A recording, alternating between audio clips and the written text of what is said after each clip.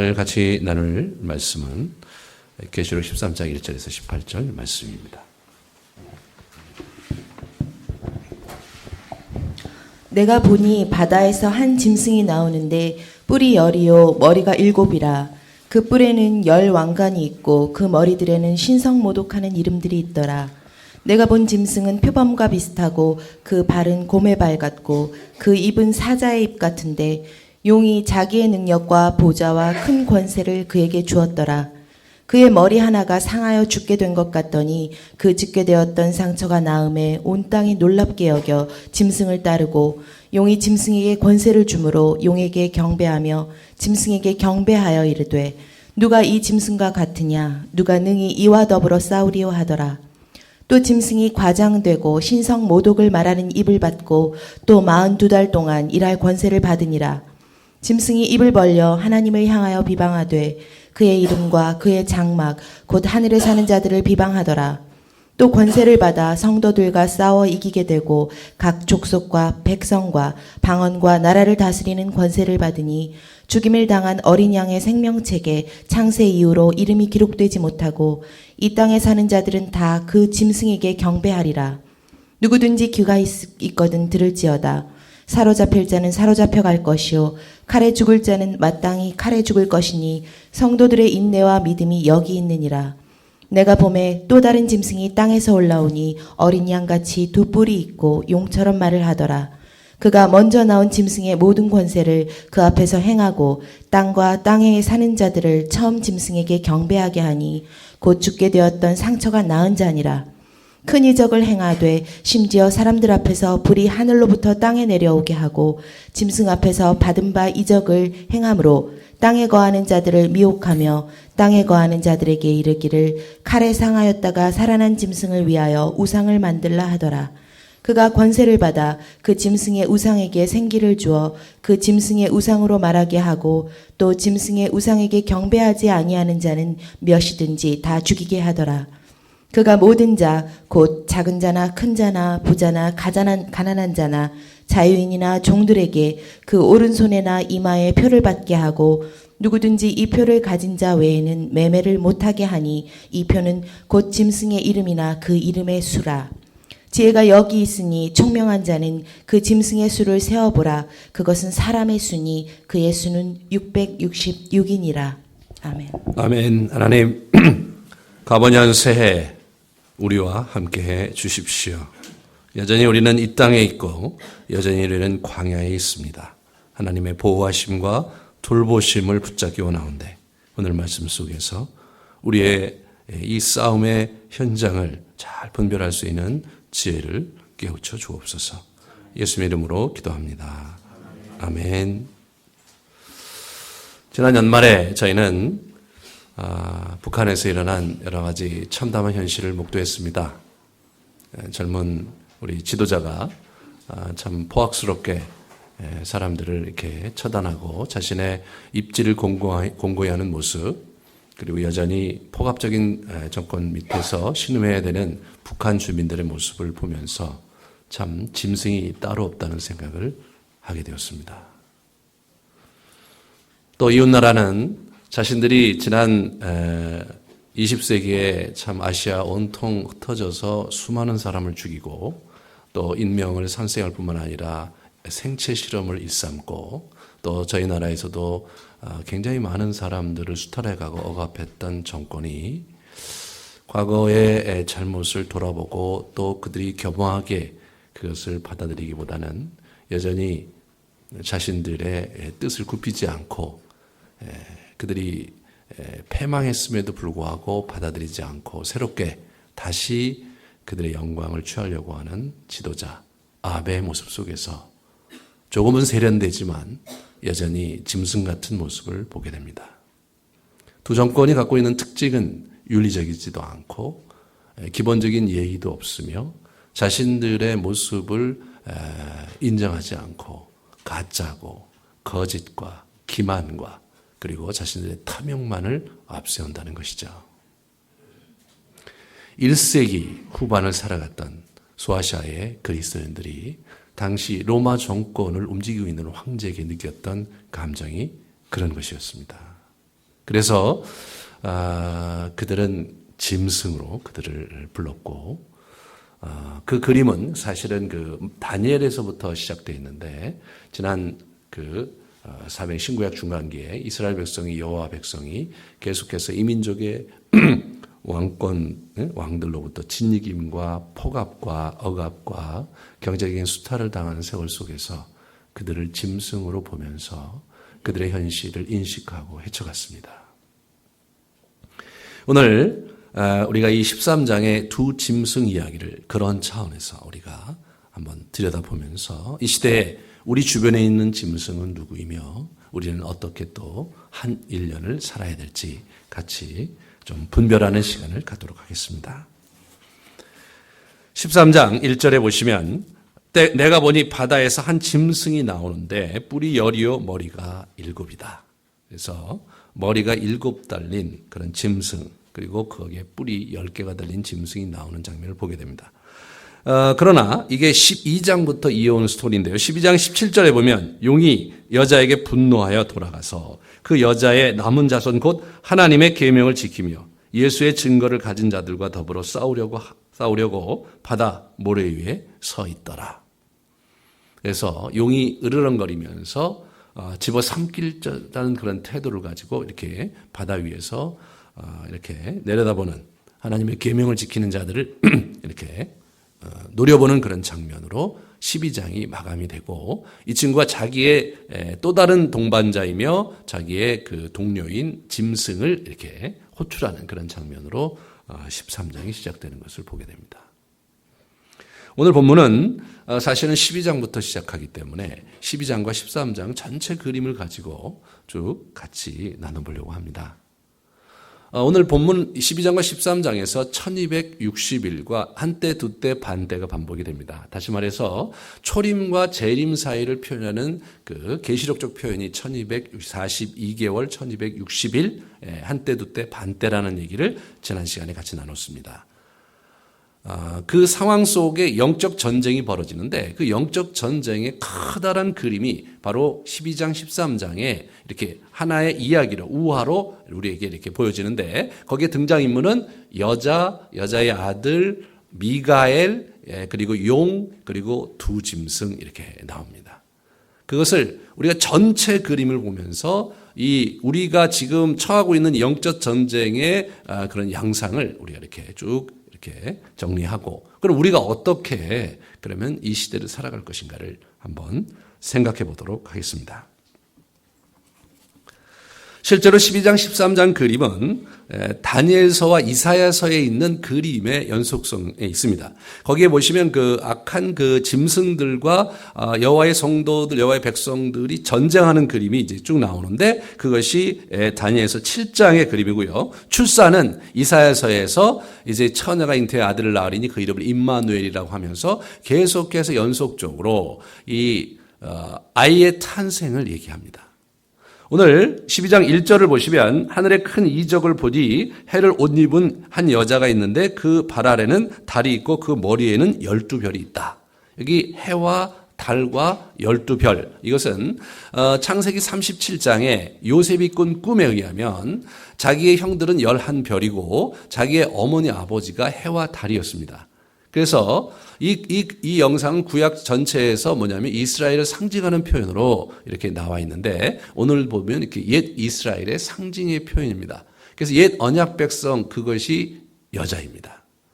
그리고 이제 그 여자 얘기가 이렇게 쭉 진행이 되면서 아이가 태어나는데, 그 아이가 메시아, 곧 예수 그리스도이고, 그 이후에 다시 여자 얘기가 나오는데 갑자기 시작에 새 언약 백성의 실체로서 여자 이야기가 계속이 됩니다. 여자는 다시 말해서 옛 언약 백성과 새 언약 백성을 상징하는, 새 언약 백성이 그리스도를 믿는 교회를 상징하는 그런 존재이고, 그리고 그 아들은 바로 예수 그리스도를 의미하는 존재입니다.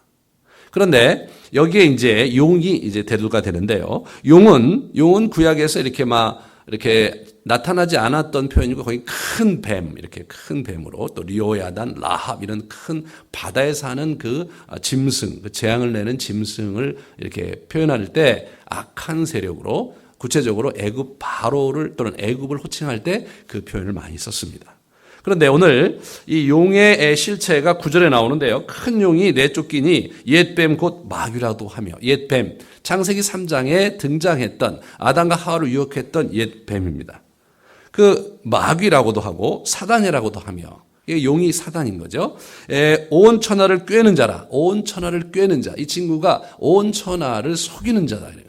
영어로 deceive라는 거지. 속이는 자입니다. 온 천하를 속이고 그런 자가 이제 이 용입니다. 그래서 12장은 어떻게 되냐면 1절부터 6절까지는 그 여자가 낳은 아들과의 이렇게 싸움이 나오고요. 그리고 이제 그 중간에 있는 그 7절서부터 12절까지는 미가엘 천사장과 그 천사 군대와 이 그 용과 그의 천사로 되어 있는데 그의 그 군대가 이렇게 싸우는 장면이 이렇게 나오고요. 그리고 13절서부터 17절까지는 그 남은 여자의 후손과 여자와 이렇게 또 싸우는 장면이 이렇게 나옵니다. 이것이 사실은 우리에게 굉장히 이제 그 영적 전쟁 양상이 어떻게 예수 그리스도의 십자가의 보혈의 죽으심과 부활과 승천을 전환점으로 바뀌었는가를 보여줍니다.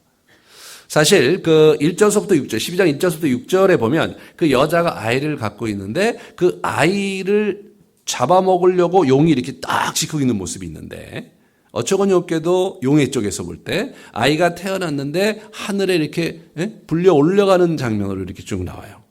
그러니까 이 얘기는 예수 그리스도께서 이 땅에 십자가에 못 박혀 돌아가시고 이제 죽어서 끝나는 줄 알았더니 사실은 호련히 하늘로 올라간 거예요. 부활해서. 그러면서 천상의 커다란 변화가 일어납니다. 그 천상의 커다란 변화가 뭐냐면 7절에서 보시면 나오는데요. 하늘의 전쟁이 12장 7절입니다. 있으니 미가엘과 그의 사자들이 용과 더불어 싸울세 용과 그의 사자들도 싸우라. 이렇게 나와요. 그러니까 용의 사자들과 미가엘의 이 친구들이 싸웠어요. 8절에 보시면 12장 8절에 보시면 이기지 못하여 다시 하늘에서 그들을 이길 것을 얻지 못하고 큰 용이 내쫓기니 옛뱀 곧 이 친구가 어디로 내쫓기냐면 땅으로 내쫓깁니다. 이것이 예수 그리스도께서 승천해서 벌어진 커다란 전쟁을 이렇게 우리에게 설명을 해주고 있는데 그러면 이 친구들이 그러면 하늘나라에서 뭘 하고 있었는가? 10절에 보시면 그 얘기가 나왔죠. 이제 우리 하나님의 구원과 능력과 나라와 또 그의 그리스도의 권세가 나타났으니 우리 형제들을 참수하던 자, 곧 우리 하나님 앞에서 밤낮 참수하던 자가 쫓겨나고 이렇게 나옵니다. 구약의 선지서라든가 여러 그림을 보면 이 천상의 어전회의가 나와요. 그 어전회의에 여러 가지 그 그림들이 이제 있고 뭐 내생물도 나오고 그렇게 하는데 이 참수하는 자의 모습이 참 잘 나오는 것이 욥기입니다. 욥기에 보면 하늘의 어전회의에서 논의가 됐던 인물이 욥이에요. 의인이란 말이죠. 그 욥에 대해서 칭찬이 나왔을 때 그 참수하던 자 사탄이 욥이 저렇게 잘 먹고 잘 사니까 당신은 섬기지. 저 친구의 고난이 있으면 과연 섬기겠는가? 그런 얘기를 이제 이렇게 얘기를 하니까 우리 그 하나님께서 잠시 그에게 기회를 주죠. 다만 생명을 상하지 마라. 그렇게 하면서 이제 욥이 이제 고난 속으로 들어가는 하나의 그 이야기입니다. 그 이야기. 그런 이야기의 그림 속에서 우리는 그 흔적을 발견할 수 있는 것이죠.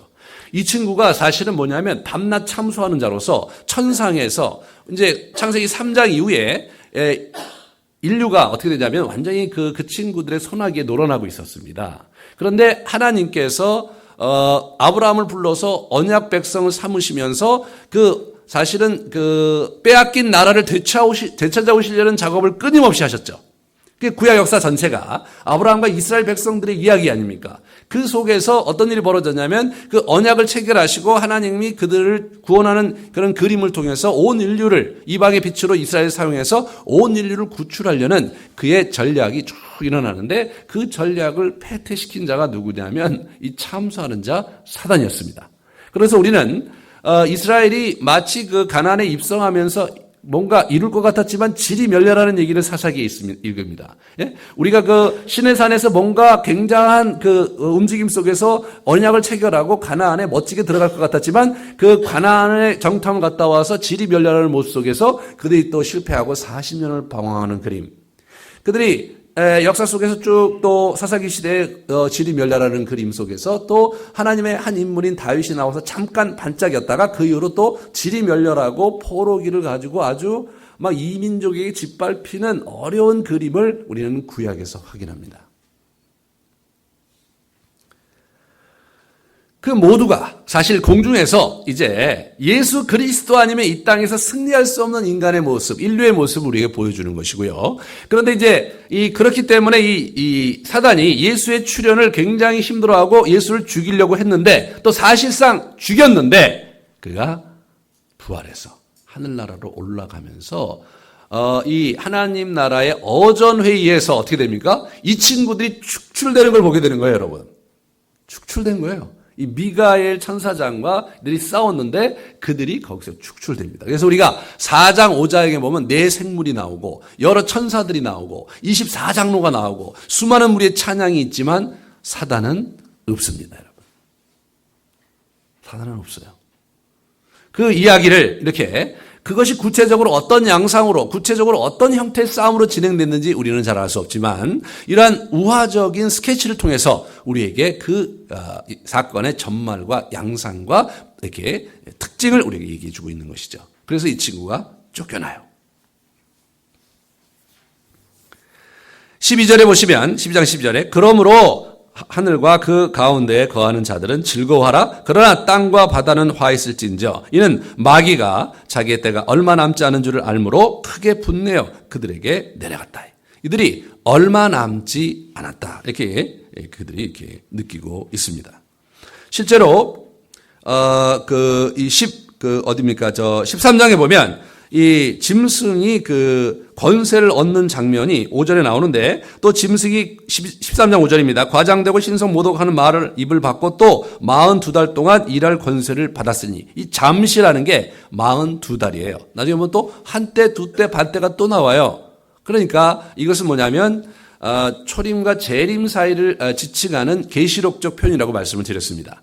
그래서 그 기간에 잠시 이들이 이 지상에서 영향력을 가질 수 있도록 이렇게 권세를 임시로 부여받은 거죠. 그거를 이 친구가 알기 때문에 이 사단이 더 극렬하게 이렇게 전쟁을 치를 것을 우리에게 이제 보여주는 것입니다.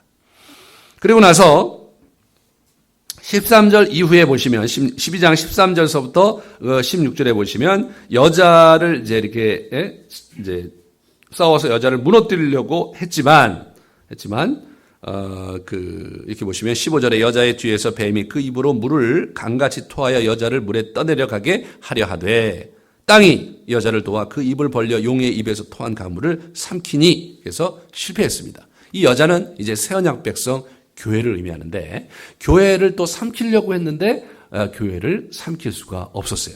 그래서 이 친구가 이제 할 수 없어서 이제 나머지 걸 뭐냐면 그 여자의 후손을 건드리려고 작정한 것이 17절에 나오죠. 용이 여자에게 분노하여 돌아가서 그 여자의 남은 자손 곧 하나님의 계명을 지키며 예수의 증거를 가진 자들과 더불어 싸우려고 바다 모래 위에 서 있더라. 그래서 여자의 후손들과 싸우려고 이제 이렇게 지키고 있는 그런 모습을 보여줍니다. 여자의 후손. 그러니까 첫 번째 여자의 후손은 예수 그리스도고 두 번째 여기는 여자의 후손이 복수로 나와요. 그의 후손들, children이에요. 근데 여자의 후손 첫 번째 전반부에 나오는 1절에서 또 6절에 나오는 여자의 후손은 창세기 3장 15절에 그 뱀이 아담을 유혹하고 하와를 유혹해서 이렇게 선악과를 따먹게 한 이후에 하나님의 징계 속에서 보면 여자의 후손이 네 머리를 상하게 할 것이고, 그죠? 너는 그 발뒤꿈치를 상하게 할 것이다. 그런 얘기가 나와요. 그것이 이제 그 그림이 바로 이 12장에서 완성되는 거예요. 그래서 이 용이 결국은 우리가 볼 때 이제 우리 아이를 잡아먹으려고 했는데 발뒤꿈치만 이제 건드린 게 된 거죠. 그것이 이제 상징적으로 십자가에 못 박혀 죽으신 것이고, 그렇지만 이제 이 치명타를 머리를 상하게 했다는 것은 이제 뭐냐면 이 전쟁의 아주 결정적인 그 전환점을 이렇게 마련하셨다는 것을 의미하는 거죠. 그의 부활하심과 그의 승천으로 말미암아서. 그래서 이제 새로운 여자의 후손들인 이 교회, 여러분과 이 교회에 이 친구가 이제 마지막 이제 피치를 올려서 최선을 다해서 싸우는 것을 보게 됩니다. 왜냐하면 악한 자들이 보통 이제 끝까지 가는 게 일반적이잖아요. 그리고 죽을 때까지 이왕 이렇게 된 거 내가 죽을 때까지 이렇게 이제 바로 이 그런 태도가 어디서 왔느냐? 이 사단의 세계에서 온 거죠. 그 13장에 사단이 보면 바다에서 한 짐승이 올라오는 거예요. 그러니까 이것만 용의 하수인입니다. 그래서 이 4절에 보면 용이 짐승에게 권세를 주잖아요.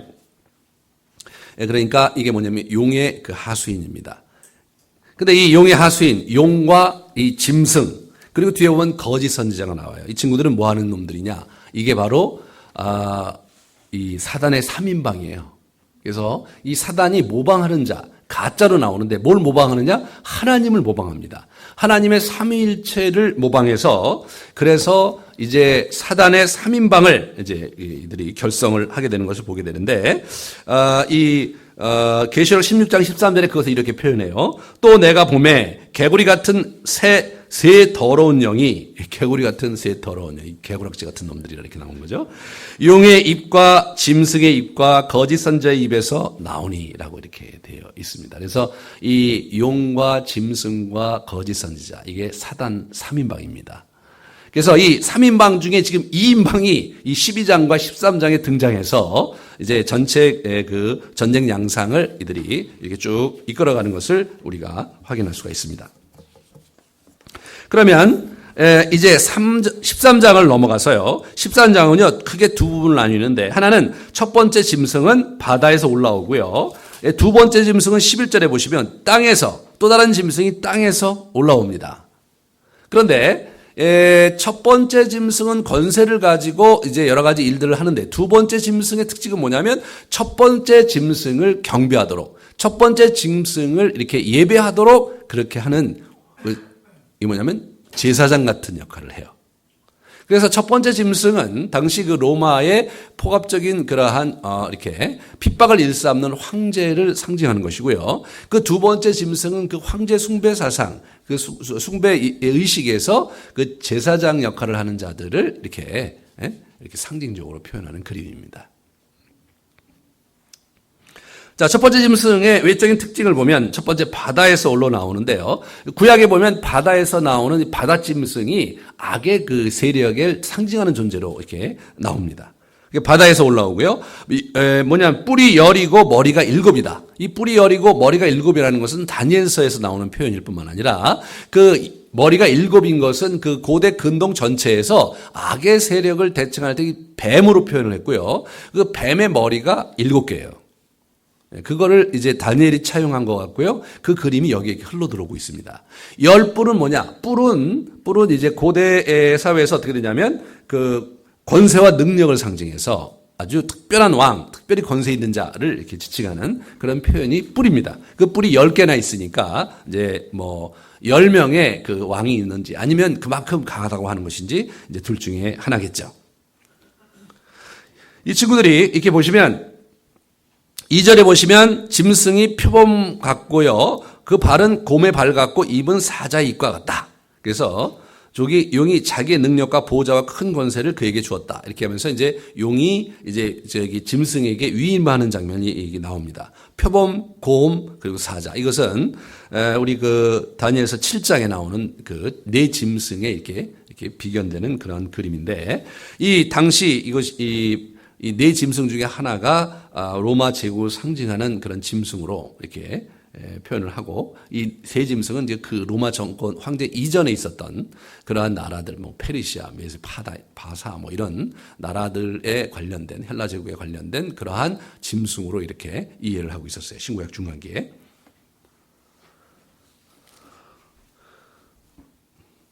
그래서 이 본문 자체가 이제 그렇게 되어 있고 유대 묵시문학에서는 이 짐승을 이제 구체적으로 로마 황제, 특별히 그 네로 황제를 이렇게 견주어서 이렇게 언급된 표현들이 성경 외의 표현에 많이 나온다고 학자들이 얘기를 합니다. 그런데 재미난 것은 그 짐승이 어떻게 되는 거냐면 죽임을 3절에 보세요. 그의 머리 하나가 상하여 죽게 된 것 같더니 그 죽게 되었던 상처가 나음에 온 땅이 놀랍게 여겨 짐승을 따르고 마치 죽임당한 어린 양을 흉내내고 있어요. 그래서 7개의 머리 중에 하나가 아주 상했는데 죽임당한 것 같은 모습을 하는데 그게 살아나는 그 얘기가 계속 나와요. 이 13장에. 그러면서 마치 그 예수 그리스도께서 십자가에 못 박혀 돌아가셨다가 이렇게 부활하신 그 장면을 연상케 하면서 또 그 짐승을 경배하는 그런 분위기를 만들어가는 이 친구들의 아주 재미난 전략을 이렇게 보게 됩니다. 5절서부터 8절을 보시면 그들의 권세가 나오는데요. 짐승이 과장되고 신성 모독을 말하는 입을 받고 또 42달 동안 일할 권세를 받았다. 그래서 이 친구가 6절부터 보면 입을 벌려 하나님을 향하여 비방하되 그의 이름과 그의 장막 곧 하늘에 사는 자들을 비방하더라. 그래서 이제 비방하고 모욕하고 모독하는 그런 형태로 이제 이렇게 이들이 이렇게 행동하는 걸 보게 되는 거죠. 그래서 실제로 탄압하는 자들이 이제 그렇게 예수를 비방하고 이제 그런 자들이 있고 거짓 선지자들 중에서도 이제 이렇게 예수를 비방하고 또 기독교를 비방하는 자들이 있죠. 그래서 박태선 씨가 지은 책 중에 하나가 예수는 개 XX다. 이런 그런 책이 이제 발간될 정도로 이 친구들이 그렇게 구체적으로 하나님 또는 예수 그리스도를 모독합니다. 그리고 최근에 나온 거 보면 이제 예수 그리스도가 막달라 마리아와 관계에서 난 사생아가 있다. 뭐 이런 얘기도 나오고요. 예수 그리스도 자신이 마리아가 하여튼 사생아다 이런 얘기가 나오는데 그것은 AD 6세기부터 만들어낸 얘기가 최근에 그 문서가 발견되면서 이제 이렇게 사람들이 이제 예수를 비아냥거리고 예수에 대해서 이제 적그리스도, 예수를 이제 폄하하고 쓸어내리려는 자들이 계속해서 사용하는 자료들이 됐습니다. 그거가 지난 2000년 동안 끊임없이 스토리를 가지고 연결이 되고 있고요. 그래서 우리나라는 없지만 이제 미국 같은 경우는 이제 사탄교가 있어서 사탄을 구체적으로 숭배하고 그리고 사탄을 거꾸로 하면 나타스잖아요, 나타스. 그래서 여러 보컬 그룹 같은 경우도 이제 나타스를 찬양하는 노래를 부르고 그래요. 그게 이제 사탄이거든요. 그러니까 노골적으로 그렇게 하나님을 대항하고 모독하는 그런 친구들이 있었는데 이런 그림이 이제 이런 짐승과 거짓 선지자들의 그림 속에 구체적으로 이 땅에서 이렇게 2000년 동안 있어왔던 것을 우리가 이제 보게 됩니다. 그리고 7절에 보시면 또 권세를 받아 성도들과 싸워 이기게 되고 각 족속과 백성과 방언과 나라를 다스리는 권세를 받았다. 그런 얘기가 나오죠. 그래서 이 친구들이 이제 성도들과 싸워 이기는 권세와 그리고 세상을 다스리는 권세 두 가지 권세를 갖는 것을 보게 돼요. 그래서 성도를 이긴다. 물론 그들이 이기는 것은 이제 성도가 죽고 고난당하는 거잖아요. 그러나 성도들은 죽고 고난당함으로 말미암아서 그 인내로서 승리를 또 쟁취하는 거거든요. 그들이 이긴 거지만 실제로 잠시고 궁극적으로 우리의 승리가 예약되는 그런 형태로 진행이 되는 것이고 세상을 다스리는 권세를 그들이 갖고 아주 승승장구하는 그런 모습으로 당시 로마 황제가 승승장구하고 있었거든요. 그런 면을 우리가 보면은 참 오늘날 이 시대를 분별할 때 도움이 많이 될 거라고 생각이 됩니다. 그래서 8절에 보면 그 결과 죽임을 당한 어린 양의 생명책의 창세 이후로 이름이 기록되지 못하고 이 땅에 사는 자들은 다 그 짐승을 경배한다. 그래서 하나님을 모르고 하나님 백성이 아닌 자들은 그 짐승을 다 경배하는 쪽으로 붙는다는 얘기를 이제 하고 있습니다. 그래서 귀가 있는 자는 잘 듣고 행하라고 권면을 하고 있습니다. 그러면 교회는 어떻게 되느냐? 10절에 보면 고난 속에 들어가는 거죠. 사로잡힐 자는 사로잡혀 갈 것이고 칼에 죽는 자는 마땅히 죽게 되는 이런 고난의 시대가 이제 이 신구약 중간기에 이 초림과 재림의 이 상황이 있을 것이다. 그래서 종말이라는 성경의 표현은 초림부터 재림까지가 종말이거든요. 이게 이제 전쟁이 계속해서 일어나는 거예요. 그래서 여러분과 제가 지금 사실 이 커다란 그림 속에서 지금 살고 있다는 것을 직시하셔야 되는 거더라고요.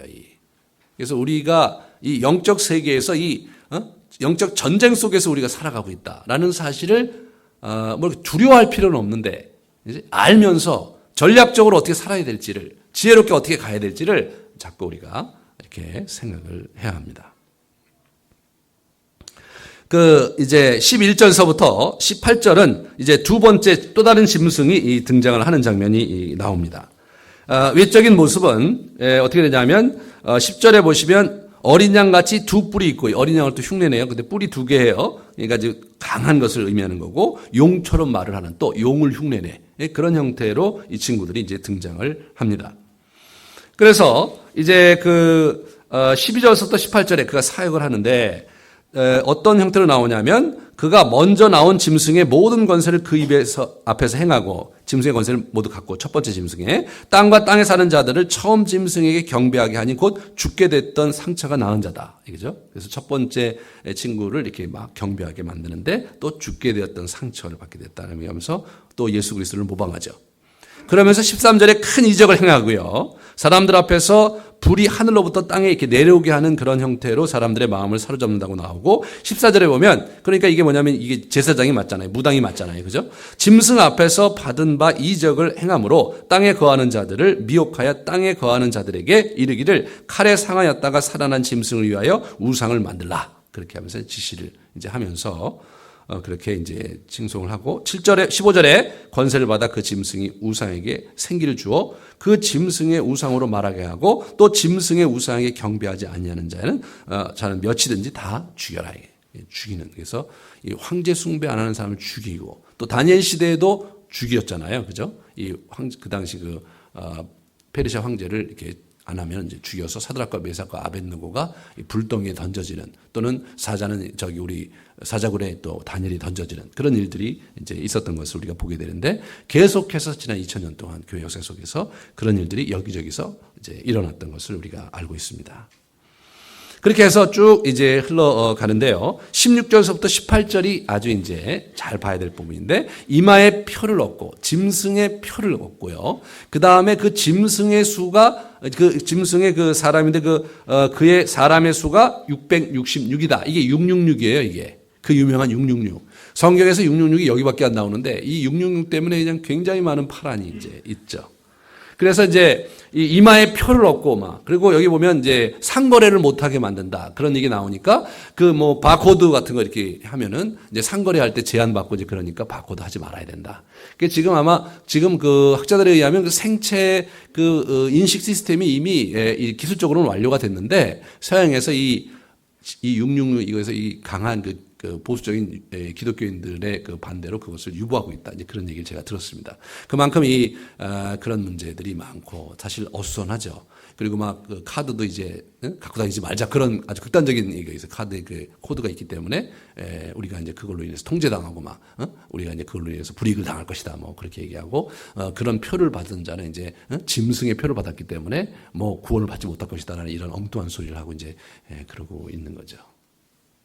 그런데 이제 이 본문을 볼 때 주의해야 될 것은 1세기 유대인들이 이것을 어떻게 들었는가를 보면서 우리가 이걸 이제 이해를 해야 되죠. 첫 번째, 이마의 표를 받는 것은요, 유대인들이 이마의 표가 있었어요. 그래서 쉐마라고 그 신명기에 있는 들으라 이스라엘이라 갖고 여호와를 몸과 마음과 정성을 다해서 여호와를 섬기라는 그걸 여기다 경문이라고 이렇게 붙이고 다니고요. 그리고 여기다가 팔에도 이렇게 상자깍스로 이렇게 갖고 다녔거든요. 그러니까 이마에 표를 하는 것은 워낙 라이센스가 하나님에게 있습니다.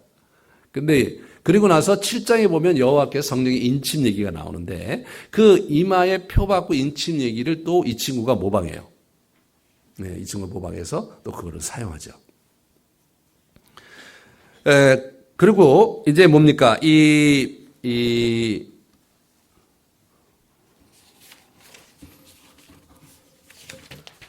666이 있는데 666을 볼 때 이제 보시면 18절에 보시면 그것은 사람의 수니 그의 수는 666이다. 이게 사람을 가리키는 거예요. 바코드하고 상관이 없어요. 사람 이름이에요. 이게 사람. 그러면 사람 이름이 왜 숫자냐? 그 당시에 통상적으로 많이 사용했던 거예요. 게마트리아라고 해서 그 알파벳이 이제 헬라어 알파벳 또 라틴어 알파벳이 있는데 그 당시 아라비아 숫자를 사용하지 않았기 때문에 그 알파벳의 숫자 값을 넣은 거예요. 우리가 하면 기역, 니은, 티가 있잖아요. 그것을 기역 1, 니은 2 이렇게 해서 9까지 쭉 하고 그 다음에 이제 10부터 또 해갖고 10, 20, 30 이거 쭉 하고 그죠? 10, 100, 1000 이런 식으로 해서 또 단위를 만들고 그렇게 해갖고 알파벳으로 해갖고 숫자를 이제 기록을 한 거예요.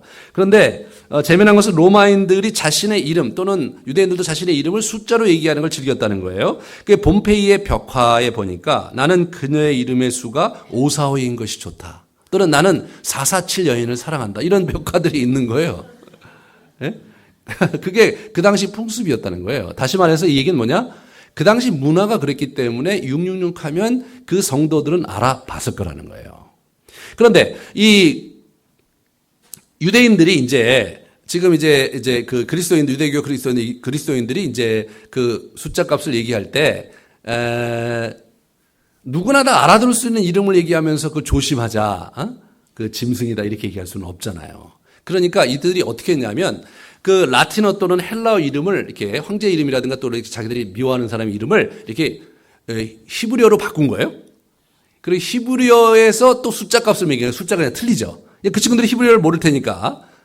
그러니까 이제 그게 그렇게 된 거예요. 그래서 실제로 이 가이사라 네로가 그거를 이제 우리 라틴어 또는 헬라어로 이렇게 숫자 값을 하면 666이 안 되는데 그거를 음역을 해갖고 이 히브리어로 음역을 해놓고 그 숫자 값을 매기면 그게 666이 되는 거예요.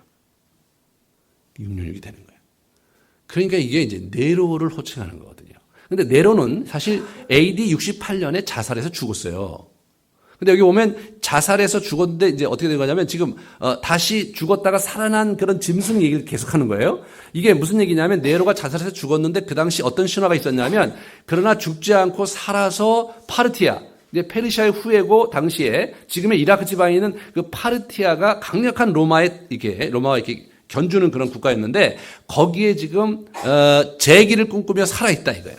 그리고 언젠가 때가 되면 그 네로가 파르티아에서 군대를 이끌고 와서 자신의 왕권을 거머쥘 것이다라는 그런 신화가 있었대요.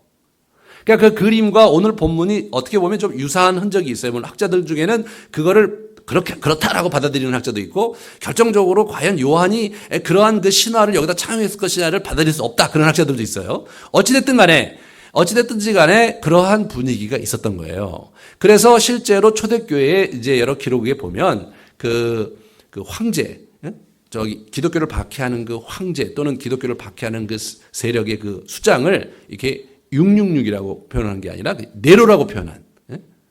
네로가 다시 말해서 기독교를 박해하는 세력의 상징이 네로였던 거예요. 그 친구도 시작이 됐거든요. 네로가 여러분 베드로와 바울을 죽였어요.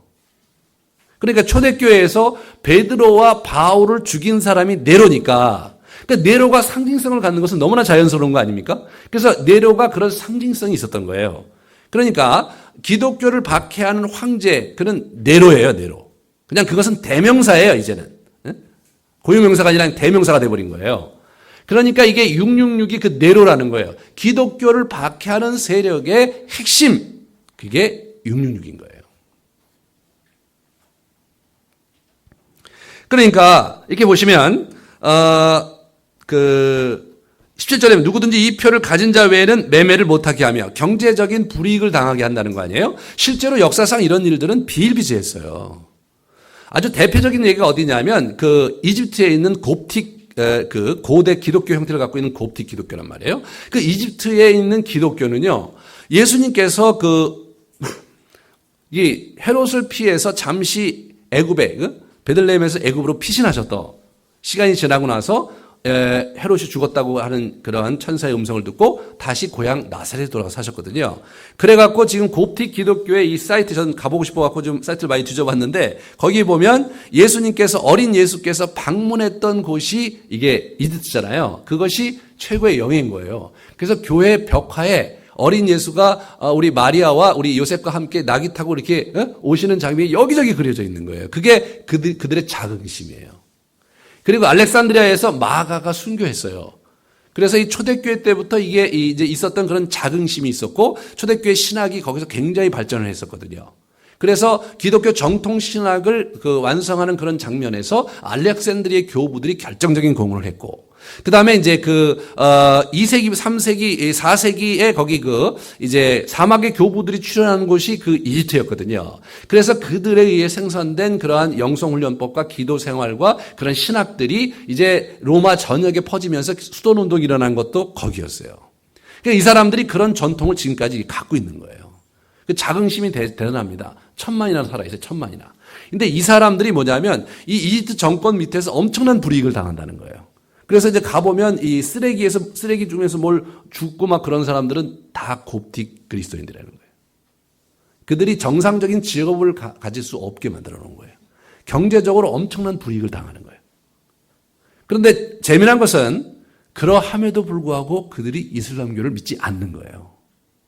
사실 한국교회 만약 그런 식으로 한국교회를 탄압한다면 지금 우리가 한 800만 정도 되는데 저는 반 이하로 줄을 거라고 생각이 들어요. 네? 반 이하로 줄을 거예요 아마. 네. 근데 그분들은 이 지금 2000년 가까이를요, 그죠? 2000년 가까이를 그 곱틱 교회니까 그러니까 1000년 이상은 그렇게 핍박을 받았는데도 불구하고 그들이 경제적 불이익을 당하면서 그렇게 살고 있는 거예요. 그러니까 그분들의 입장에서는 이 이야기가 구체적으로 자기들의 삶의 현장에서 드러나는 거죠.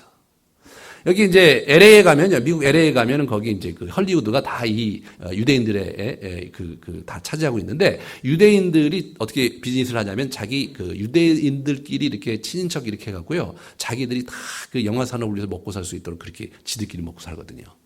그런데 거기서 이제 뭐냐면 예수를 믿잖아요. 그러면은 유대인과 연결되어 있는 직종에서는 다 내쫓겨요. 그러면서 엄청난 경제적 불이익을 당합니다. 굉장히 가난하게 살아야 돼요. 거기 보면 메시아닉 처치라고 있거든요. 가보면 그분들이 예배를 드리는데 그러면 참 감동적이에요. 이분들이 그냥 미국 사회니까 되게 자유로울 것 같지만 이분들이 유대 그 공동체에서 완전히 방출되는 거 아니에요. 그러면서 자신들의 삶의 기반과 경제적인 기반을 잃어버리면서 굉장히 열악한 환경 속에 그들이 살 수밖에 없거든요. 그런 일들이 비일비재하게 일어나는 거죠. 여러분, 이웃 북한에서 예수 믿는 게 밝혀지면 죽임을 당하거나 아니면 탄광에 보내지거나 아니면 모든 그 재산이 몰수되거나 그런 일들이 이제 지금도 일어나고 있는 거거든요. 이게 그것을 상징하는 거예요. 그런데 이것을 굉장히 겁먹은 일부 극단적인 종말론주자들은 이게 이제 그걸 받으면은 완전히 우리가 정말로 슈퍼마켓 가서 이렇게 못 산다고 생각하는 거예요. 예. 그러니까 생체 인식 시스템에서 이제 이런 데다 이렇게 바코드를 받거나 뭐 이런 데 바코드를 받으면 그런데 슈퍼마켓 가면은 어떻게 되냐면 그게 이제 문제가 된다 이거죠. 왜냐하면 거기서 그걸 받으면은 슈퍼마켓 가서 음식을 사는데 그럼 어떻게 되느냐? 짐승의 표를 받았기 때문에 우리는 하나님의 백성이 아니고 그러니까 우리는 천국에 갈 수 없다 뭐 이런 굉장히 아주 공포스러운 스토리를 만들어내고 있는데 말도 안 되는 일입니다. 여러분. 그런 건 아니에요. 그러니까 그런 수많은 스토리들은 본문을 이해를 잘 못했고 그 당시 초대교회에서 이것을 어떻게 받아들이는지에 대한 이해 없이 오늘날의 관점에서 이거를 이렇게 보다가 그런 어리석은 결론에 빠진 것입니다. 우리는 그러나 한 가지 우리가 주의해야 될 것은 무엇이냐면 18절에 지혜가 여기 있으니 총명한 자는 그 짐승의 수를 세어보아라 이렇게 나오거든요. 지혜가 여기 있으니 너희가 지혜를 갖고 총명을 가지고 그걸 세어봐라. 이게 무슨 얘기냐? 분별하라 그런 얘기예요. 분별하라. 그러니까 우리의 지도자들 또 우리 주변에 있는 사람 중에서 그렇게 악의 세력으로 이렇게 군림하고 그러면서 악의 세력 편에서 있는 자들을 잘 분별하고 거리를 두고 우리가 효과적으로 대처해야 된다는 그런 얘기를 들려주는 것입니다. 우리는 뭐 폭압적인 상황이 있지 않기 때문에 그렇기 때문에 사실 뭐 이렇게까지 치열하게 살지는 않지만 그러나 우리가 분별해야 될 것은 우리가 우리의 삶을 살면서 악한 자리에 있는 자의 가에 우리가 이렇게 가면 안 되겠어요. 첫 번째로 이제 오늘 용과 짐승이 있지만 그다음에 거짓 선지자 나타나는데 한국 교회 지금 거짓 선지자들이 굉장히 많고 그 다음에 이제 마시간 또 지도자들도 굉장히 많고 그러니까 그 자리를 이렇게 잘 이렇게 어디에 서 있는가를 이렇게 잘 보셔야 돼요.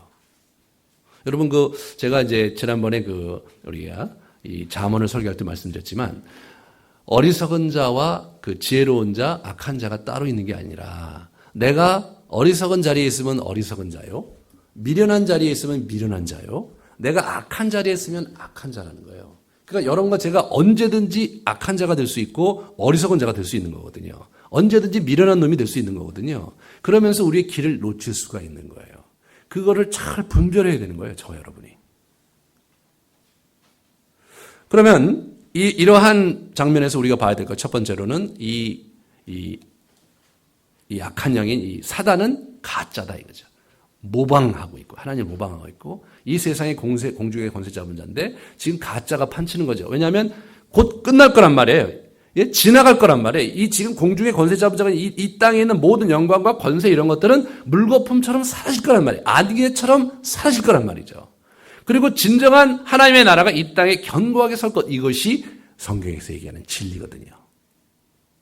그러므로 우리가 이 모방품과 가짜에 현혹되지 말고 진정한 하나님 나라를 붙잡는 우리가 되어야 된다. 그러면 어떻게 그것을 붙잡아야 되는가? 10절에 보시는 바와 같이 10절에 사로잡힐 자는 사로잡혀 갈 것이고 칼에 죽임을 마땅히 칼에 죽일 것이니 성도들의 인내와 믿음이 여기느니라. 그래서 인내와 믿음으로 그러한 고난을 감수해 가야 된다. 그런데 그것이 12장에 이제 광야의 삶으로 나와요. 12장에 보시면 6절에 보시면 그 여자가 광야로 도망하며 거기서 1260일 동안 그를 양육하기 위하여 하나님께서 예비하신 곳에 있더라. 14절에 그 여자가 12장 14절입니다. 큰 독수리의 두 날개를 받아 광야 자기 곳으로 날아가 거기서 그 뱀의 낯을 피하여 한때 두때 반때를 양육받으매. 여러분 이 지금 광야를 양육이라고 하고 있어요. 우리가 일반적으로 광야를 어떻게 표현하냐면 광야는 고난이로 표현하잖아요. 그런데 지금 이 요한계시록에서는 그걸 고난으로 보지 않고요. 양육의 장소로 보고 있어요. 그 광야가 하나님의 보호하심과 하나님의 돌보심이 있고 양육을 받는 그런 곳이 된단 말이에요. 그곳에 고난이 있죠, 물론.